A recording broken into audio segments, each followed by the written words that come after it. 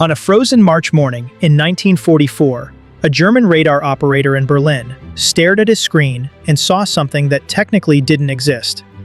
He checked his equipment. He recalibrated his dials. But the blips wouldn't go away. According to every flight manual in the world, Berlin was safe.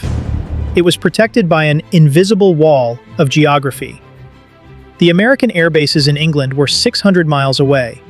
Even the toughest American fighters, the P-47s and P-38s, couldn't fly that far, engage in a dogfight, and have a single drop of fuel left to get home. The Luftwaffe High Command had built their entire defense on this mathematical certainty. They would wait for the American escorts to turn back at the German border. Then they would descend upon the defenseless B-17 bombers like wolves in a sheep pen. But as the morning haze cleared over the Brandenburg Gate, the German pilots looked up and felt their blood turn to ice. Circling at 25,000 feet were hundreds of sleek, silver fighters with red tails. They weren't turning back. They were waiting. This is the story of the day the invisible wall came crashing down.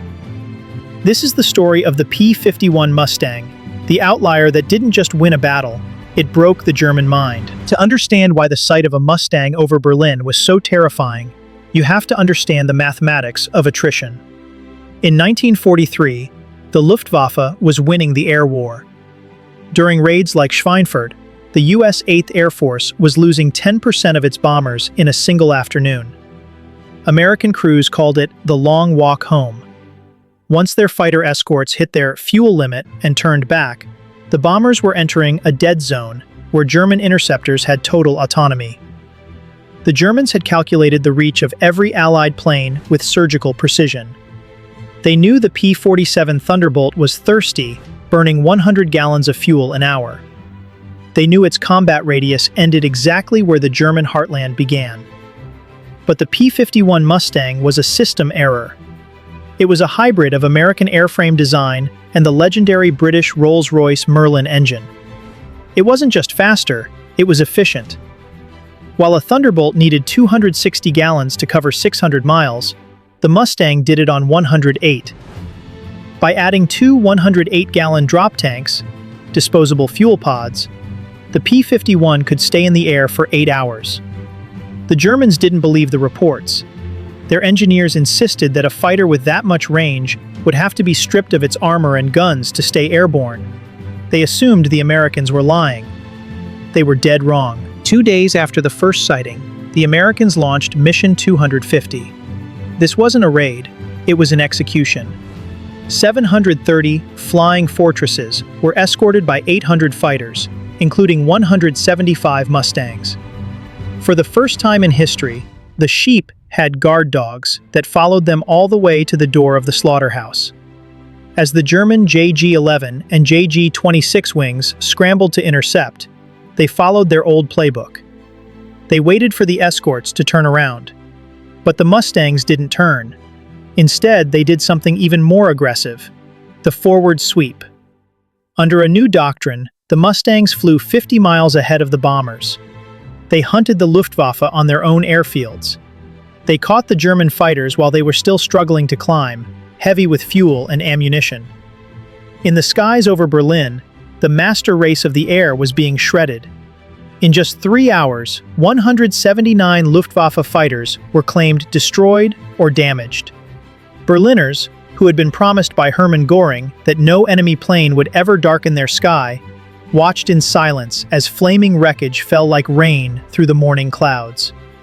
Adolf Galland, the inspector of fighters, stood on a runway and watched the silver wings circle overhead. He turned to his staff and whispered the words that would haunt the Reich.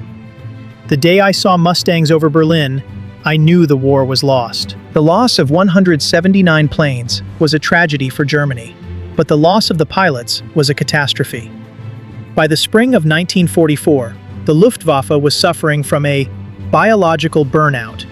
They were losing 25% of their veteran pilots every 4 months. These were the masters, the men who had flown in Spain, Poland, and Russia.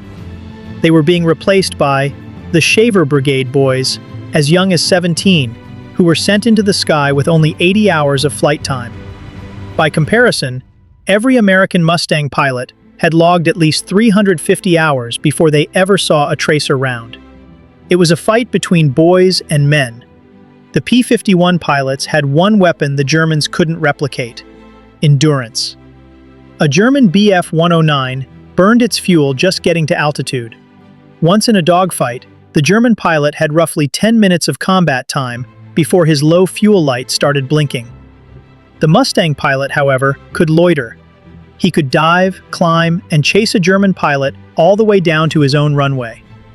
For the first time in the war, the Luftwaffe was being hunted in its own nest. But there is a hidden side to the Mustang's glory that the 882,000 view video didn't emphasize. The Mustang was a glass cannon. While it owned the high altitudes, it was incredibly vulnerable near the ground. Its Merlin engine was liquid-cooled. A single .30 caliber bullet from a farmer's rifle through the radiator would drain the coolant, causing the engine to seize in 20 minutes. Because the Mustangs were so dominant, they were ordered to perform ground strafing missions, hunting trains and trucks at 200 feet. This was the most lethal job in the war. 80% of Mustangs lost in 1944 weren't shot down by German planes. They were killed by flak. At these low altitudes, there was no bailing out.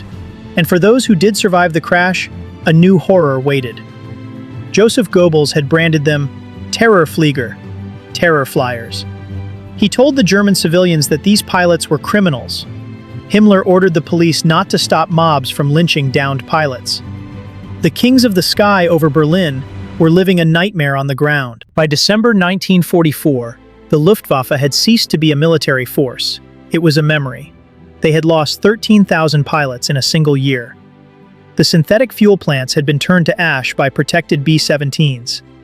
The once mighty German Air Force was grounded, not by a lack of planes, but by a lack of fuel and the ghosts of the men who should have been flying them. The P-51 Mustang didn't just have a longer range, it had a longer shadow. It proved that in modern warfare, there is no such thing as a safe city. It redefined air power as a global reach, not a local defense. When the war ended, the Mustang was hailed as the savior.